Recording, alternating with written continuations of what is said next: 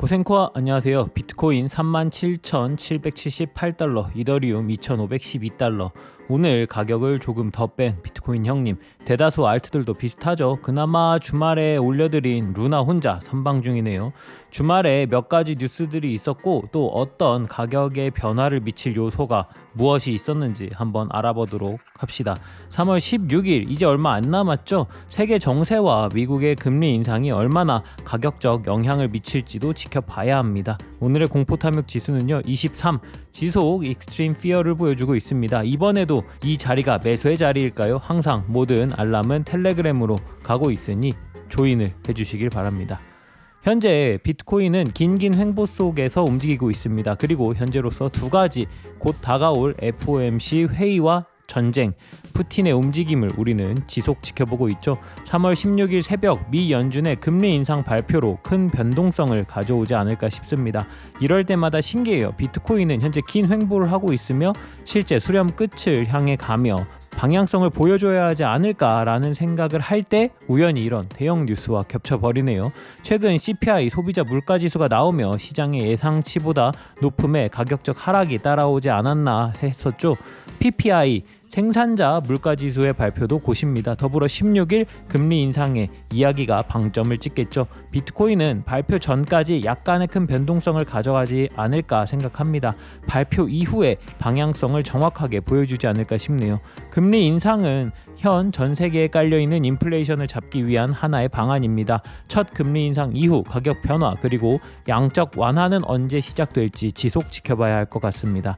또한 러시아와 우크라이나 전쟁에 대한 협상도 지속 지켜봐야겠죠.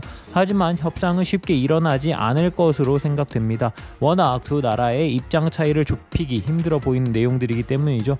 오늘 3월 14일 두 국가의 수장은 화상으로 다시 협상을 진행한다고 이야기합니다. 미디어가 발전한 만큼 좋은 점도 있지만 최근에 나오는 전쟁에 대한 뉴스는 정확한 내용이 확인 불가능한 뉴스들이 더 많죠. 그리고 그런 뉴스들에 의해 모든 자산들의 가격적 변동이 심한 상황이고요. 항상 이야기 드리듯 조심해야 하는 시장 상황이고 16일의 내용으로 방향성을 확인하고 포지션을 잡는 것도 나쁘지 않아 보입니다. 이 전쟁은 어떻게 끝이 날까요? 지속 이야기 드리지만 크게 번지지 않았으면 좋겠다라는 이야기를 매번 드립니다. 현재 러시아는 미, EU 그리고 대다수의 나라들에서 스위프트 제재에 들어가며 많은 어려움을 겪고 있습니다. 현재 러시아의 절반가량의 외환이 동결되었다라고 이야기합니다. 그럼 나머지 절반들은요? 러시아는 전쟁 이전부터 달러의 비중을 많이 낮추고 있었죠. 그리고 위안화의 비중을 높여나간 상황이고요.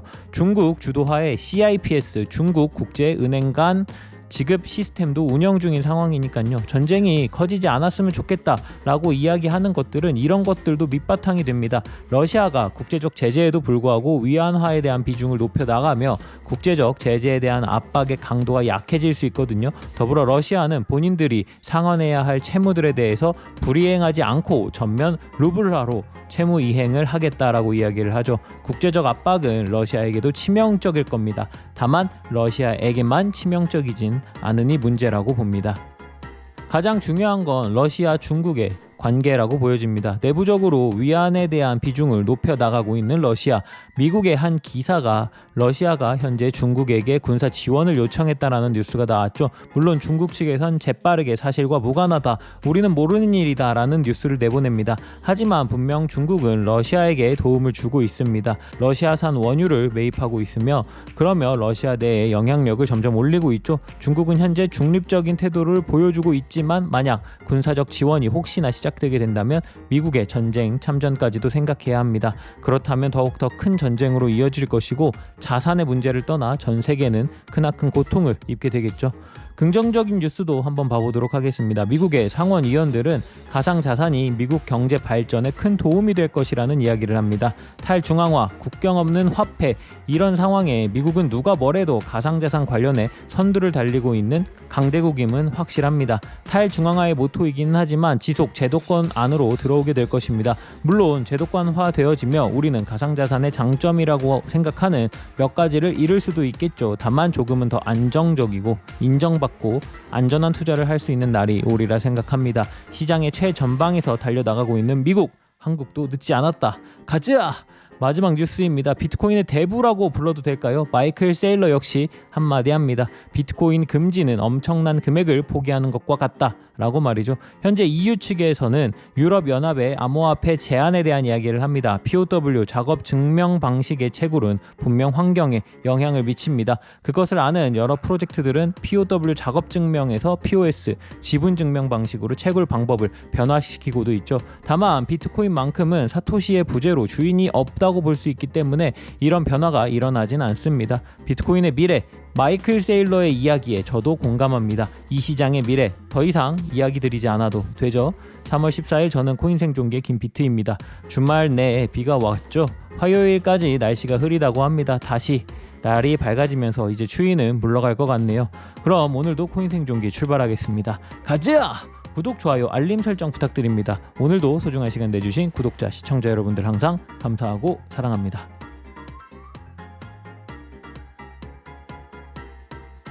비트코인 1일 차트입니다. 오늘은 긴 추세에 대한 설명을 해보려고 합니다. 쉽게 이야기해 볼 테니 끝까지 집중해서 보신다면 분명 도움이 되실 겁니다. 모르는 내용이 있다면 댓글을 남겨주세요. 현재 하단에 보라색으로 표시된 4개의 부분, 주황색 지지 추세선 그리고 초록색 단기 지지 추세선을 볼 수 있습니다. 위로는 비트코인의 최고점인 파란색 점, 이후에 형성된 노란색 점들, 그리고 빨간색 저항 추세선을 볼 수 있습니다. 자, 보라색 점들을 먼저 봐봅시다. 점점 가격대가 올라가고 있는 것들이 보이시죠? 이것은 큰 추세에서 저점을 나타낸 점들입니다. 지난 21년 6월부터 일봉상 꼬리로 아래를 찍었지만 과거에 비해 지속적으로 저점이 올라오고 있는 것을 확인할 수 있습니다. 그리고 최고점인 파란색 점 이후로 노란색 점들이 있죠. 이는 비트가 단기 조정 이후 반등 시에 생긴 고점들을 표시한 것입니다. 노란색 점들을 보면 지속적으로 직전 고점을 넘기지 못하고 고점이 점점 낮아지는 모습이 보이시죠? 우리는 이렇게 고점이 낮아지고 저점이 높아지는 것을 수렴한다라고 이야기합니다. 수렴의 끝은 위 혹은 아래로 방향성이 나타나고 수렴의 기간에 따라 그 방향으로의 기간이 결정난다고 보는 편이죠. 현재의 수렴이 작년 6월부터 진행되는 수렴인 만큼 방향이 결정된다면 그 방향으로 길게 시장이 흘러갈 가능성이 높다고 보여집니다. 현재의 움직임이 거시적으로 수렴의 상황이라는 것을 알았으니 그렇다면 현재 그림에서 저항과 지지 가격대를 한번 봐볼까요? 현재 초록색 단기 지지선의 지지 가격대는 35,200달러 부근이고 그 아래 주황색 장기 지지선의 지지 가격대는 33,670달러입니다. 35,200달러, 33,760달러 둘 중 하나라도 지켜주는 것이 좋아 보입니다. 위에 빨간색 단기 저항의 저항 가격대는 41,500달러입니다. 시장이 빠르게 움직이는 만큼 현재 투자자분들도 모두 예민한 상황인 것 이해합니다. 코인생존기팀 역시 장기적, 중기적으로 꾸준히 시장의 움직임을 지켜보고 있고 단기적인 수익이 날 수 있게 역시 지켜보는 중입니다. 좋은 이야기 매일 드릴 수 있도록 노력 중에 있습니다. 지속 업데이트하고 있으니 중요한 자리는 그날 업데이트 꼭 하겠습니다. 앞으로도 많이 사랑해주세요. 최근 업비트 거래량 상위에서 내려오지 않는 녀석이 있습니다. 바로 웨이브입니다. 지난달 말부터 지속 폭등에 약 280% 정도 상승해주고 있는, 현재는 소폭 하락 후 횡보 중에 있죠. 웨이브는 왜 오르는지 코인생존기 팀은 어떻게 대응하고 있는지 한번 알아보도록 하시죠. 현재 전쟁이 진행되고 있는 상황에서 많은 러시아 사람들이 자국 화폐 가치 폭락으로 인하여 본인들의 자산을 지키는 수단들 중 하나를 가상자산으로 이용한다고 하죠. 웨이브랑 무슨 상관이야 하실 수 있겠지만 웨이브는 러시아의 알렉산더 샤샤 이바노프가 16년에 개발한 프로젝트입니다. 러시아 코인이라 러시아 사람들이 몰리는 건가요? 하지만 폭등의 원인은 이때부터가 아닐까 싶습니다. 웨이브의 창시자 샤샤 이바노프가 2월 27일 하나의 트위터를 올립니다. 그리고 그때부터 무섭게 폭등하기 시작했죠. 그는 대표가 본인이 우크라이나 사람임을 알리는 트위터였습니다. 현재 가상자산 시장에서 우크라이나에 많은 기부가 이루어지고 있는 지금 이런 움직임이 웨이브까지 닿은 걸까요? 또 현재 급등의 또 다른 이유는 웨이브 2.0 업그레이드에 대한 기대감이 아닐까 싶습니다. 2.0 업그레이드 내에서는 POS 기반의 접근성과 속도 및 보안을 개선한다고 합니다. 이것만으로 웨이브가 폭등했다라고 할 수는 없기에 앞서 이야기한 이유와 여러 가지가 맞물려 오른 게 아닐까 싶네요. 그럼 웨이브 1일 차트를 한번 봐보도록 하겠습니다. 현재 과거에 이탈했던 일봉 상승 추세의 저항을 받는 중이며 또한 돌파한 하락 추세의 지지를 받고 있는 상황입니다. 저희 코인 생존기 텔레그램에서 이야기했던 것처럼 현재 $30 저항 라인에서 숏 포지션에 진입한 상황입니다. 현 위치를 이탈할 시 반등 가능한 구간은 24,400원 그리고 19,500원 정도로 보여집니다. 자, 오늘은 여기까지. 다가오는 16일 기다려봅시다. 오늘도 유익한 영상이 되셨기를 바랍니다. 모든 구독자 시청자분들이 꾸준히 차곡차곡 수익을 내 페라리를 사러 가는 그날까지 코인 생존기는 계속됩니다. 쭉.